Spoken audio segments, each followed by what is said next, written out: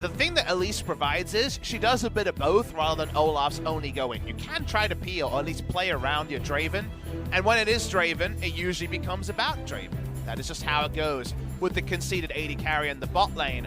Backline access available for the Lee Sin and Akali. Seems like it's pretty clear about dive buddies, but while Draven, if left standing, can do a lot of damage, you do wonder. Legends, it's always been a fun matchup. Lee versus Elise, level 3 is so much fun. Let's get into it.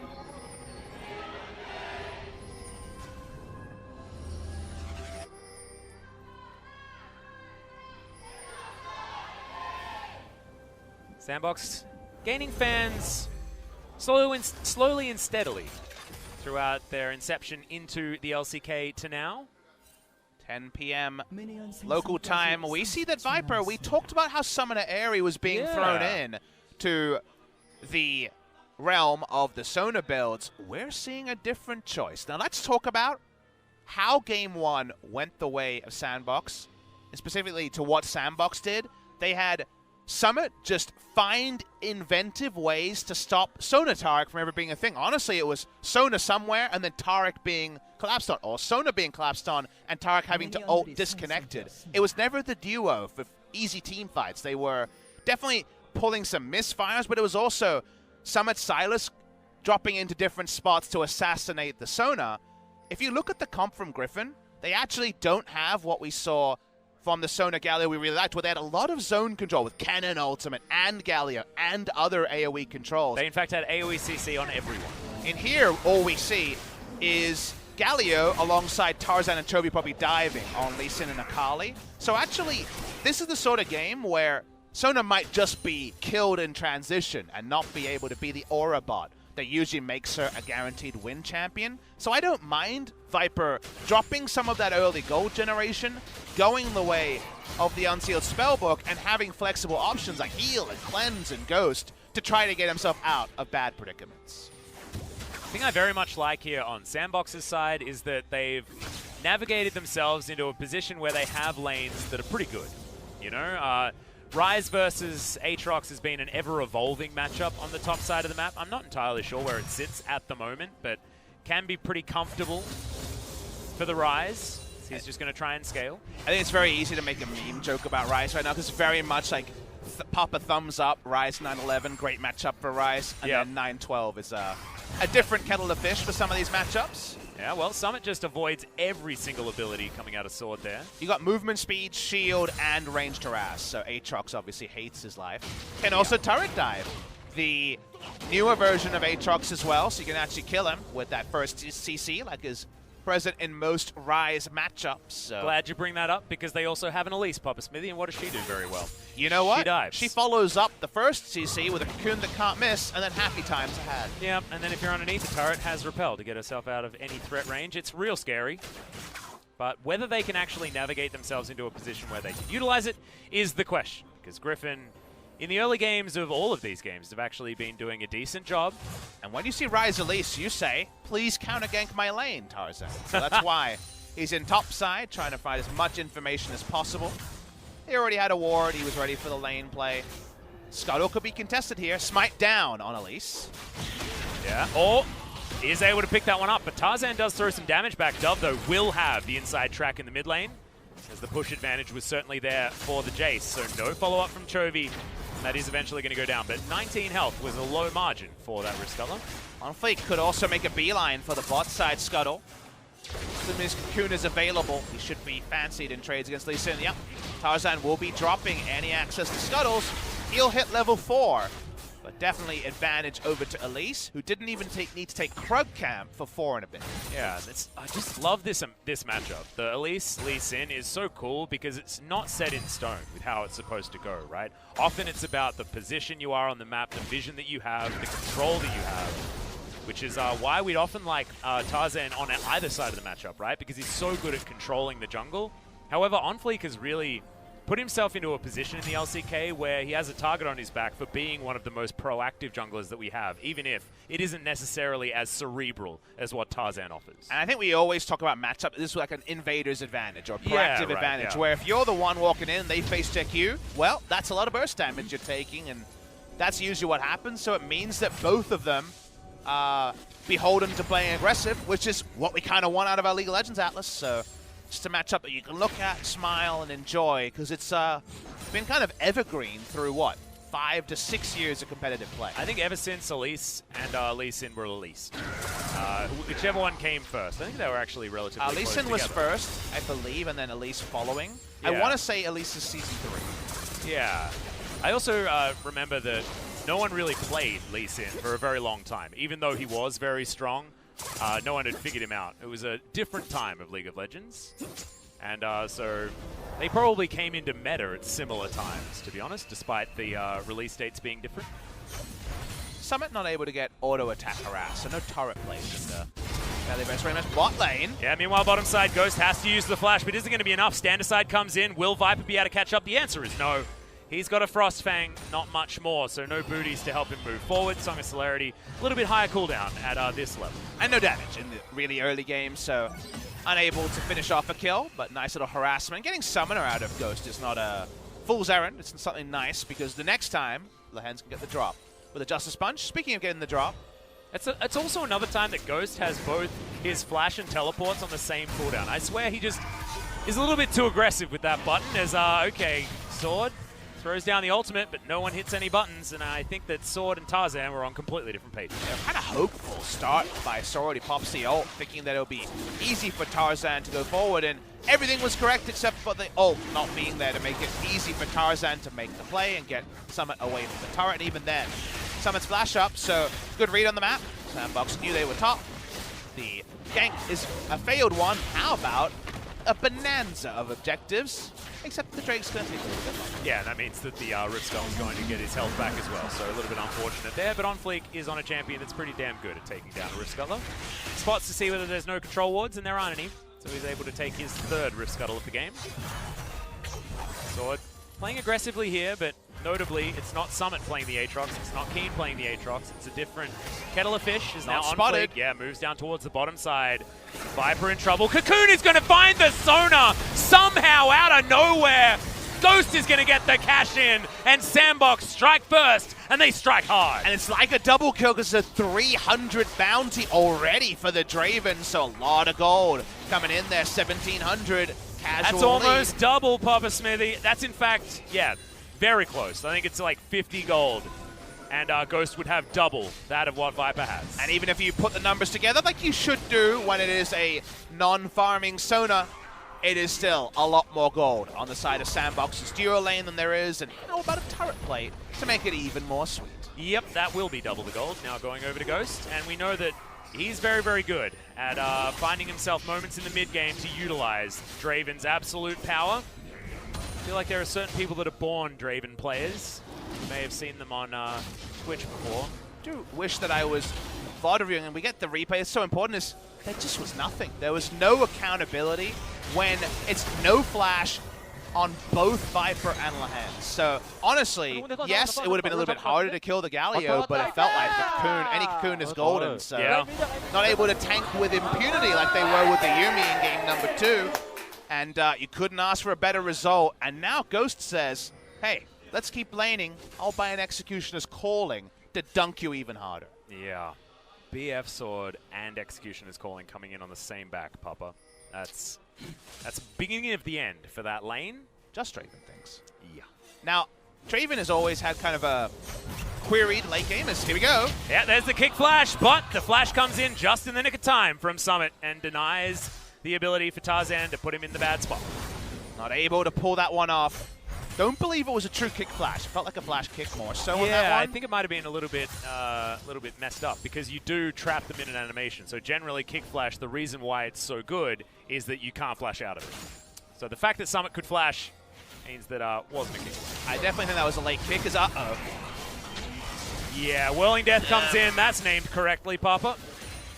Sandbox are winning. This is a Tom Clench lane every time Oh, Draven God, starts yeah. autoing people. It's it's not nice to see. And Tom's even on the winning team, still Yep. clenching, Yep. just because you're starting to feel guilty at that point. It's like, It's a mirror am I neuron. allowed to do this? It's a mirror neurons thing. You know, when you see Yeah, other people yeah, smiling yeah. and you can't help but smile? Yeah. Kench is going to clench in this case. Oh, God. Just stop. I think everyone's clenching. Well, OnFleek's here as well, try to dunk harder on the Sona lane. Yep, gets delivered to control waters. Now Sword's looking for Summit. Lots of damage availability. Remember, there is no flash. Sword's just got to get in there. Okay, the flash forward does find it. Did have to invest his flash to get there, though. With the Summoner, it was always going to be a kill there, but Summit had some nice moves. He dodged the last Q there, so always an outside got him phase chance. rush as well. Almost got the right amount of distance. But it still wasn't the Jaws. The impeding Doom was always there. There wasn't much seeds of doubt. He knew it was coming, so you get the Summoner, so there will be a window perhaps you can return to. But at least a good news story for Griffin, who have a lot of headaches on the bot side. We have to point out as well that Ghost is taking Klepto, so it's insult meeting injury here on the bottom side of the map, as Ghost is just happy to get all of his autos down on top of the members of Griffin here, and that taunt is actually exactly what Ghost wanted, because he got more auto attacks and more Klepto procs. And it's one of those blind situations where you just assume Kleptomancy. It's not Kleptomancy from Viper, but I think Ghost is still, the better for the ride. Yeah. In this particular case, another turret play. I'm loving seeing punishment onto a Sona lane. It's not quite Sonataric, but this is what we were not seeing in game 1 that they got away with, that we are seeing in game number 3. And how cathartic is this for SKT fans and SKT in general, as we've got a fight on the top side of the map. Summit might just be dead. The Cocoon is good, and Summit has created enough distance. The turnaround is successful, but damn, it was close from Sword. And Sona's had enough. She's done. She's backed up. She's going somewhere else. It wants a trade-in on Summoner, I think. As Chovy dives in onto Dove. This is the 1v1 that you want. As Chovy is ignited, Dove now as well. Hexdrinker is activated. Chovy wanting to wait this one out.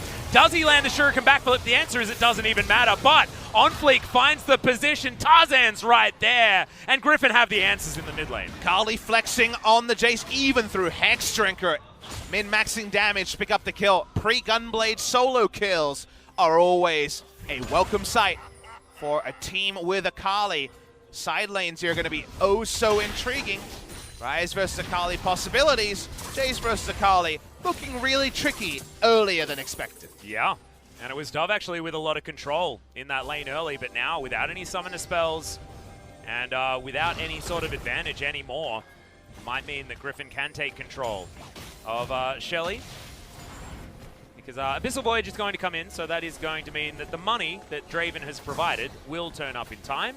He's actually top side of the map at the moment, as we've switched things on their heads. No one wants to have anything to do with the Cloud Drake, and that is why Shelly is going to be the point of contention. And we're already at a point, very early, 12 minutes in, where Jace really wants nothing to do with Akali, and Draven and the Tahm Kench, Viper wants nothing to do with them. So both sides are trying to dodge things, and you can do that to a point, but also the reality hits you on the head from time to time. Lane assignments are flexible, but no team is winning enough to always get the matchup they want. So it just presents a very interesting duality with what to do as you're trying to look at gold numbers, aren't you? Yeah.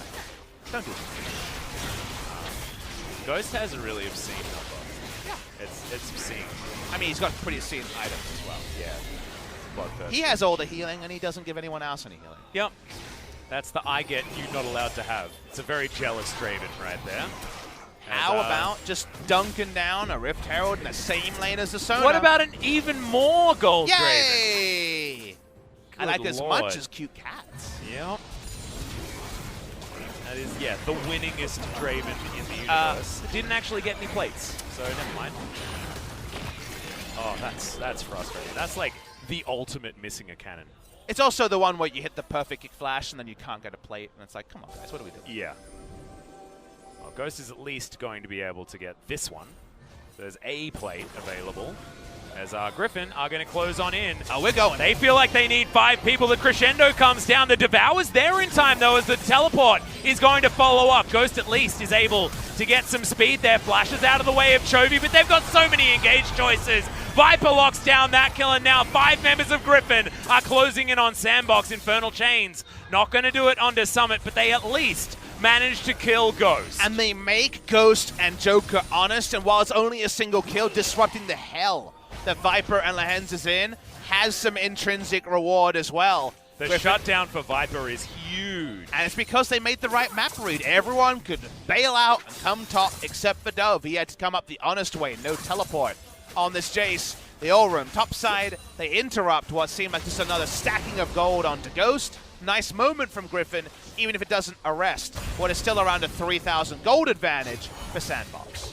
Yeah, Ghost goes back, gets himself an extra pickaxe to augment this build. See what item choice it's going to be, most likely the Infinity Edge. As we have a look at this one once again, I was daring to believe as Joker got the Devour in and it was a good flash from Ghost, but there were just too many different moves. And with all their vision, no answer to Jace just having to slowly hike his way to the top lane. So nice play from Griffin, much smoother from Tarzan. That Lee Sin play. The items continue to roll in though, and it feels like oh so early. It's going to be Zonia's to complement the Gunblade that was done nice and early. Yeah, and despite that play actually working out very, very well, you can see Sandbox 5 plates on the bottom side, 3 plates on the top side. They still have themselves a pretty great position as Viper. Oh man, he's very close to having that Crescendo back available again, but the Sona has to be careful.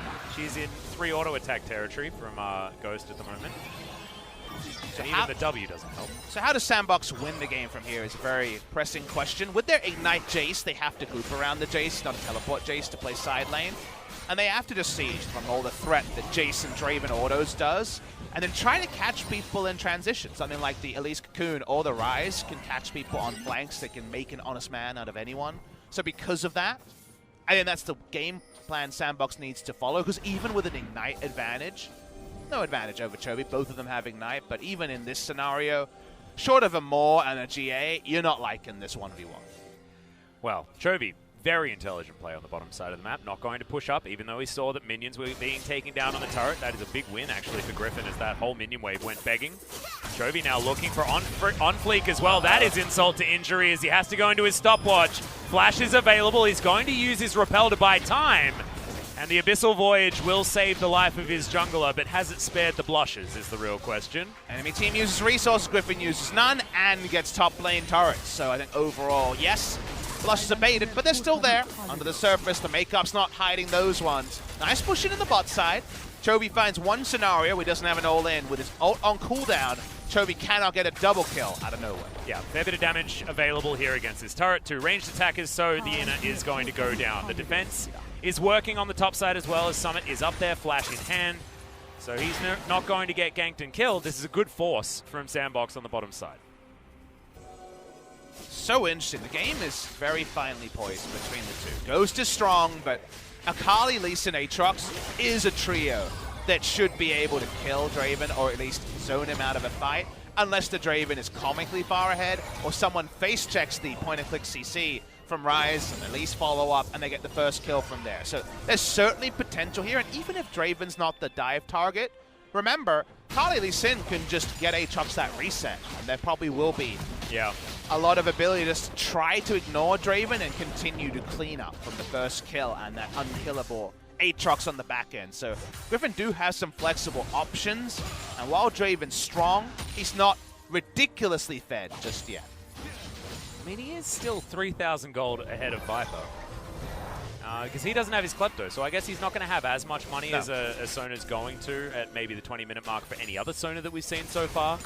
So maybe that's not necessarily the right sounding board to try and work that one out. However, that is still a big number in anyone's book. It means that some of those sticky situations Viper found themselves in, he'll have an extra summon to try to evacuate.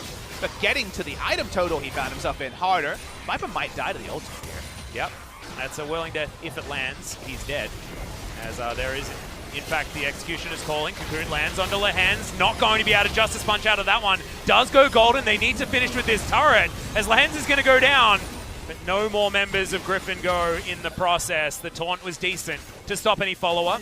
And grouping around the Jason, looking for more. Tarzan going to get his way out. Griffin trying to 1-3-1. It's 1-2-1 at the moment. It's 2 turrets in the mid lane, and no sign of Sandbox stopping. Yeah, and that's why we talk about non-committal CC being so powerful. You've got Rune Prison, Cocoon, all of these different buttons, and they're paying dividends now at close to 20 minutes into the game. Griffin, Inhibitor dead. Griffin no have options. to fight. They have to find a team fight win here, otherwise they've been split to death. Well, Tarzan still waiting for that resonating strike as they all converge. This is a huge pincer move, but Chovy a little bit too early. Sandbox staying grouped. On fleek, gonna go up into the air as they all dive back down again. Are we gonna have the option here as Heroic Entrance does come down? Ghost trying to get the 1v1 off onto Chovy. Will have to flash to get back over the wall. The auto attacks are there. Summit is in the fight, but Ghost is down. That is the main target they're looking for, and the Rise is gonna die in the end. Joker evacuates with the Abyssal Voyage and will get out of this one. It's a lost fight for Sandbox, but have they done enough damage? They've done so much damage given the timer, but actually the clock striking 20 almost just gave Griffin a free Baron after their first Team 5 victory. Griffin was split to hell, but Sandbox go into the tall grass as a group. They bring friends, like you should. Pokemon taught us this. Yep. They come in as a 5, and yes, eventually they're going to have to pay some inroads. Ghost has his overshield, but it is a free farm Chovy in order to clean up the kill. When Draven dies, it could be the worst case scenario, but Joker getting out and there being 3 alive, including the jungler, means there is no Baron to punish after all for Griffin. It was really nicely done. Now Ghost does have his Infinity Edge completed, but no other crit items, so not exactly the highest value Infinity Edge at this stage. Still needs a little bit more before he gets there. You can see Null Magic Mantle. He wants to make sure that he stays alive against Chovy and also might be building towards that QSS, although might get a little bit more value out of something like a Hex Trinket this game, based on the fact that he wants to have that Lifeline passive as well as the Magic Shield. Wouldn't mind that one either. Not a lot to QSS, apart from the Crescendo. QSSing the kick is a possibility. That's true, so you can flash. That's a very possible scenario, but I kind of take your point. A bit of magic resist right now is a good way to occupy an item slot, that's for sure. Probably didn't have gold for a stasis, so no stopwatch just yet. I think stopwatch is probably the way to go. Ghost pushes up. Magic resist interacting with the overshield. There's something not to be missed there, so we'll have more health to make magic resist a decent stat. We talked about grouping with the Jace. You can see how effective it is, even with the minion wave being cut by Chovy.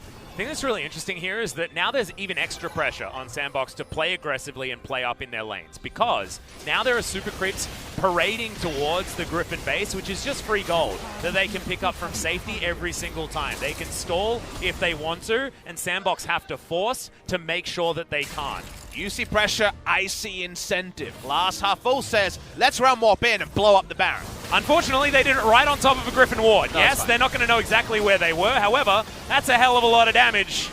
And I don't think Tarzan's going to get there in time. Whirling Death does a lot of work, in fact, on the back end as Tarzan looks for it.